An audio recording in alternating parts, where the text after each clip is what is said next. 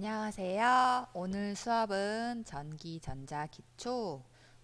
오늘이 벌써 14차 시 수업이에요. 와, 우리 온라인 교육으로 시작한 지 벌써 14차 시가 됐어요. 직류가 끝나고 회로의 내용이 설명되고 있는데 어떻게 온라인 교육으로 이해가 잘 되고 있는지 모르겠어요. 그런데 이제 이 전기, 전자 교과에서 가장 기본이 되는 것이 직류가 되고, 직류를 알아야지 교류를 우리가 이해를 할 수가 있어요. 그런데 교류의 내용은 좀 수식적으로도 내용적으로도 어려운 것이 많이 있기 때문에 하나씩 하나씩 잘 짚어가면서 이해를 할 수 있도록 했으면 좋겠습니다. 다시 한번 우리가 한번 되짚어 보면서 수업을 진행해 보겠습니다. 직류는 우리가 뭐라고 얘기했지요? 직류는 시간의 흐름에 따라 일정하게 유지되는 전류 또는 전압을 우리가 직류라고 했어요. 교류는 뭐라고 했죠? 시간의 흐름에 따라 어떻게 그 값이 주기적으로 변화하는 전압 또는 전류 이렇게 얘기했어요. 주기적으로 변한다 했어요. 그래서 파형이 주기적으로 이렇게 변할 때 파형 한 개의 이름을 우리 뭐라고 한다? 사이클. 그죠? 사이클. 파형 한 개를 우리가 사이클이라고 하고, 이 파형 한 개까지 걸린 시간, 요 파형 한 개의 시간, 파형 한 개의 시간을 우리가 뭐라고 했지요? 요것을 우리가 주기라고 한다고 했어요. 그래서 1초 동안 발생한 파형의 수, 이것을 뭐라고 한다? 주파수라고 했죠. 주파수. 그래서 주기는 문자를 t라고 하고 주파수는 f라고 한다. 이때 주기와 주파수의 관계식이 있는데 어떻게 관계 있나? 두 개의 관계는 무슨 관계? 그렇지요. 반비례 관계예요. 그래서 t는 f분의 1이고 f는 t분의 1 이렇게 되죠. t는 시간이니까 단위가 세크, f는 주파수이니까 헤르츠 이렇게 나온다는 것 꼭 명심을 하기를 바랍니다. 그 다음에 우리가 각 표현도 배웠어요. 각 표현. 각을 일반적으로 우리가 도수법으로 많이 사용한다고 했어요. 다수법 360도를 기준으로 한 바퀴를 돌았을 때. 그런데 앞으로 우리가 사용하는 각의 표현에 뭐가 있다 그랬죠? 호도법이 있다고 했어요. 호도법.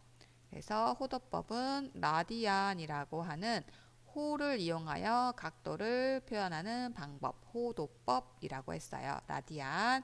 그래서 한 바퀴를 돌았을 때 360도라면 한 바퀴를 돌았을 때 각도가 얼마였죠? 2파이의 라디안으로 이렇게 표현을 할 수 있다. 이렇게 우리가 각속도의 개념을 배웠어요. 각속도, 오메가는 각속도니까 시간분의 각도 이렇게 배웠죠. 그쵸? 그래서 라디안 퍼 세크 이렇게 배웠어요. 요것을 각각의 식을 잘 기억을 해줘야 돼요. 그리고 지난 시간에 우리가 각각의 이렇게 사인 함수 이렇게 파형이 있을 때 값들도 배웠어요. 값들. 가장 높은 값을 무슨 값? 최대값. 그쵸? 최대값. 그 다음에 어떤 크기를 직류처럼 바꿔서 직류의 크기로 바꿔서 사용하는 우리가 일반적인 값을 무슨 값이라고 했죠? 시력값. 그 다음에 시간, 각각의 시간에서의 값을 무슨 값이라고 했어요? 순식값. 그 다음에 한 주기의 값의 평균, 무슨 값? 평균값 있었어요. 그리고 가장 높은 값과 가장 낮은 값, 요 사이의 값을 뭐라고 한다? 그렇죠. 피크피크 값. 피크피크 값. 이렇게 있었어요. 최대값과 관계, 최대값과 시료값의 관계는 어떻게 했을까요? 최대값은 가장 커요. Vm, max. 시료값은 그냥 V였죠. 어떤 게 더 커요? VM이 더 커요. 몇 배 더 크다? 루트 2배 더 크다. 이렇게 됐어요. 그래서 V에 관해서 구해주면은 V는 루트 2분의 1의 VM배였죠. 그렇죠. 그래서 이것을 숫자로 분수를 소수로 했을 때 약 0.707의 VM으로 이렇게 나오게 된다는 것까지 우리가 지난 시간에 배웠습니다. 간단히 되짚어 볼 때 교류에서의 요 진행되는 요 값들을 계속적으로 머리에 인식을 하고 있어야 돼요. 그래야지 다음 교과의 내용이 진행이 될 수 있기 때문에 어떤 하나라도 빠지면은 내용이 이해가 중간중간 빠질 수 있기 때문에 한 번씩 이렇게 쭉 훑어오면서 수업을 진행을 할게요. 이번 시간에는 우리가 교류에서 가장 중요한 것은 시간이 흘러가면서 변하는 거예요. 변하는 거예요. 여기는 일정하기 때문에 시간에 영향이 없어요.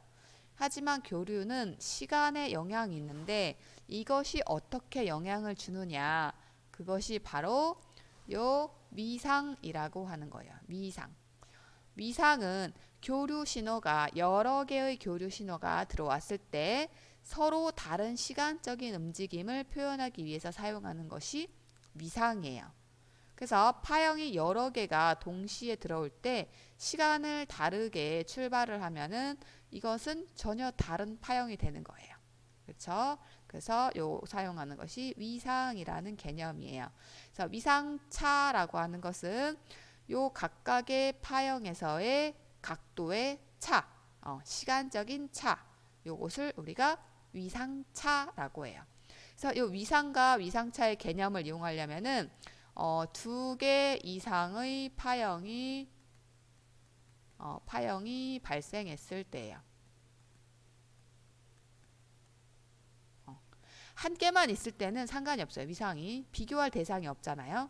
하지만 파형이 두 개, 세 개 이렇게 됐을 경우에는 얼만큼의 차이를 지니고 있느냐, 요것이 아주 중요한 요소로 작용하기 때문에 우리가 위상이라는 개념을 이해를 해보는 시간을 갖는 거예요. 일반적으로 우리가 이렇게 순식값의 표현으로 값을 표현을 많이 해줘요. 그러면 우리가 처음엔 사인 함수를 이렇게 파란색의 V1의 파형이 있어요. 이게 기준 신호예요. 그렇죠? 0에서 시작한 거. 여기가 0에서 시작했다고 해서 왼쪽에 파형이 없는 게 아니에요.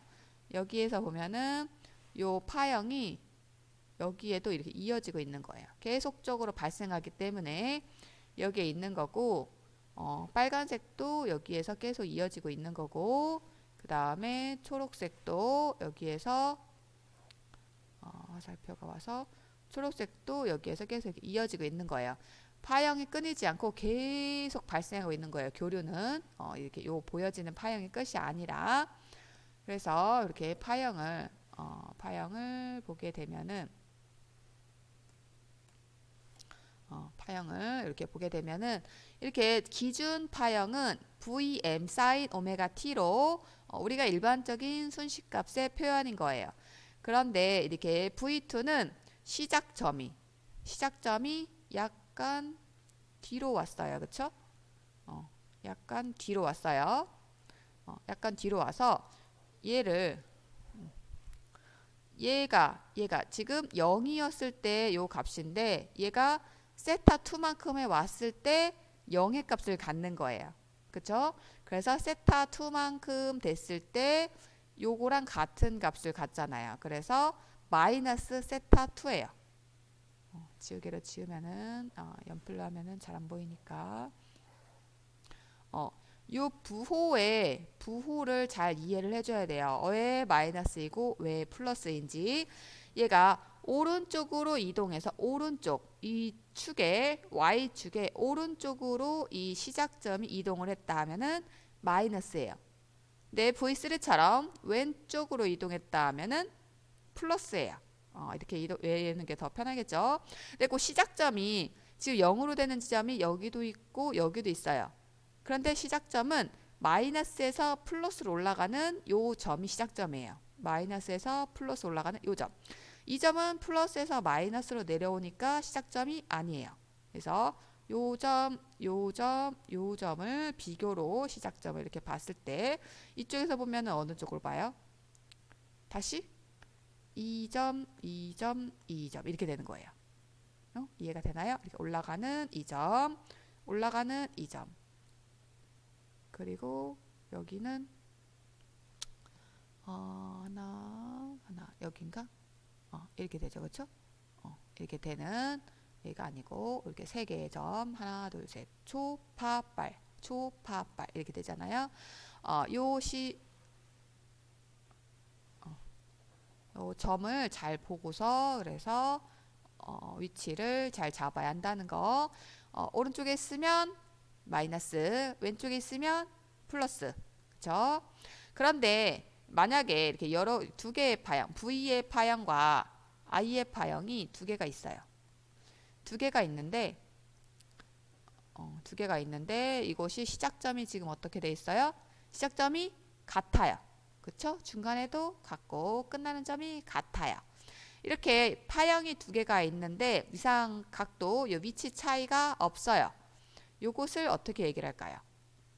요거는 위상차가 없다예요. 없다. 얘는 위상차가 있다. 있다, 없다. 이렇게 첫 번째로 구분할 수가 있어야 돼요. 있다, 없다. 그래서 이 없다라는 것은 위상이 같다. 이렇게 표현을 해서 동위상이라고 얘기를 해요. 동위상. 47쪽에 예제 20번 위에 보면은 이렇게 나와 있잖아요. V와 I가 서로 같은 시간적인 움직임을 보여주고 있는 것을 일컬어 V와 I는 동위상이라고 표현한다. 그래서 이상이 같을 때 동위상이에요. 그러면은 기준 신호가 있을 때 V2는 V1보다 위상이 세타2만큼 늦다. V2는 V1 파란색보다 오른쪽에 있으므로 늦어요. 그쵸? 시간이 흘러가는 건데 앞선 시간, 뒤진 시간이에요. 그쵸? 여기는 마이너스고 여기는 플러스잖아요. 그쵸? 얘가 먼저 나오니까 얘가 V2가 뒤져 있어요. 그쵸? 늦다 또는 뒤진다 이렇게 표현을 해요. 뒤진다. 말 표현 잘해야 돼요. 뒤진다. 반대의 개념으로 보면은 V1은 V2보다 왼쪽에 있으므로 빠르다예요. 빠르다. 앞선다. 얼마만큼? 세타2만큼. 기준을 잘 봐야 돼요. V2에서 얘기를 할 거냐, V1에서 얘기를 할 거냐에 따라서 이 늦다, 빠르다. 요 개념이 달라지게 되기 때문에 요것을 잘 보고서 우리가 판단을 할 수 있어야 돼요. 그러면은 3번과 1번을 봤을 때 3번과 1번을 봤을 때는 어떻게 돼요? 3번이 앞에 있어요. 그렇죠? 그러면은 V3는 V1보다 위상이 세타1만큼 빠르다. 그쵸? 빠르다. 앞선다. 둘 다 맞는 표현이에요. 뒤에 V1으로 보면은 V1은 V3보다 위상이 세타1만큼 느리다. 이렇게 나와 있어요. 그쵸? 그러면 여기서 퀴즈. V3와 V2를 비교를 하면은 어떻게 될까요? 어떻게 될까요? 요 각도 차이 얼마 있어요? 요 위상 차이 얼마 있어요? 세타1 플러스 세타2만큼 있잖아요. 그쵸? 세타1, 세타2. 맞죠? 요거만큼 우리가 볼 수가 있어요. 그럼 말로 한번 표현을 해볼게요. V2는 V3보다 위상이 세타1 플러스 세타2만큼 어떨까요? V2가 더 뒤에 있어요. 그쵸? 그러면 어떻다? 늦다. 그쵸? 반대의 개념으로 보면은 V3는 V2보다 위상이 어떤 만큼 세타1 플러스 세타2만큼 어떻다? 빠르다. 그쵸? 앞선다 이렇게 나와요. 그래서 말로 표현하는 요것도 같이 기억을 해줘야 돼요. 파형이 같이 시작해서 같이 끝나는 것은 뭐라고 한다? 동미상. 그쵸? 그 다음에 시작점을 봤을 때 앞에서 시작하면은 앞선다. 뒤에서 시작하면은 뒤진다. 그쵸? 그래서 여기만큼 우리가 볼 수 있어요. V2는 뒤에 있으니까 마이너스, 앞에 있으니까 플러스, 왼쪽은 플러스, 오른쪽은 마이너스. 요것을 잘 기억을 하도록 합시다. 이게 매우 어려운 개념이에요. 그래서 이렇게 한 번에 이해하기가 어려우니까 왜 이게 앞서고 왜 이게 뒤지는지 왜 이게 빠르고 늦은지 이것을 시간의 개념으로 이해를 해서 왼쪽 오른쪽 이렇게 구분을 하는 것이 조금 더 빠르게 이해가 될 수 있지 않을까 해요. 요거 예제가 우리 앞에서 선생님이 말로 설명한 거하고 같은 거예요. 세타 1이 얼마예요? 30. 그렇죠? 세타 2는 20이에요. V1과 V3, V1과 V3의 이상차는 얼마이냐 이렇게 나와 있어요. 문제가 잘못 나왔어요. 얘는 V1과 V3의 이상차는 얼마예요? 30이에요. 30. 그렇죠? V1과 V2의 위상차는 얼마예요? 20이에요. 그죠? 그러면은 문제를 잘 냈어야 돼요. V2와 V3의 위상차 세타 위상차는 얼마이냐 이렇게 물어봤어야 돼요. 그래야지 이 풀이하고 맞아요. V3는 V1에 비해서 30도 빠르고 V2는 V1에 비해 20도 늦어요. 때문에 위상차는 50이에요. 아까 선생님이 얘기했듯이 세타1 플러스 세타2에서 30에 20 하니까 50도 이렇게 나왔어요. 근데 여기는 왜 이렇게 마이너스가 나왔느냐? 이 빠르고 늦다라는 요 개념을 한 번 더 설명해 준 거예요. 빠르고 늦다. 그래서 뒤에서 앞에 것을 뺀다. 대신에 요 20이 늦다라는 개념으로 마이너스가 들어간 거예요. 그래서 마이너스는 어떻게 돼요? 플러스. 이렇게 해서 50이 나오게 돼요.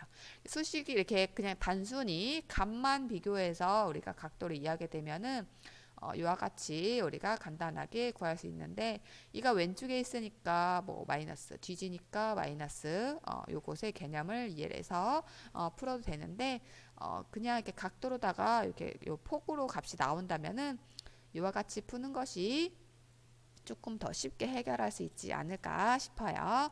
그래서 예제 20번까지 풀어봤습니다. 이렇게 간단하게 우리가 위상차를 한번 살펴보았는데 위상차가 이렇게 나오면서 어려운 개념이 앞으로 이제 나오게 돼요.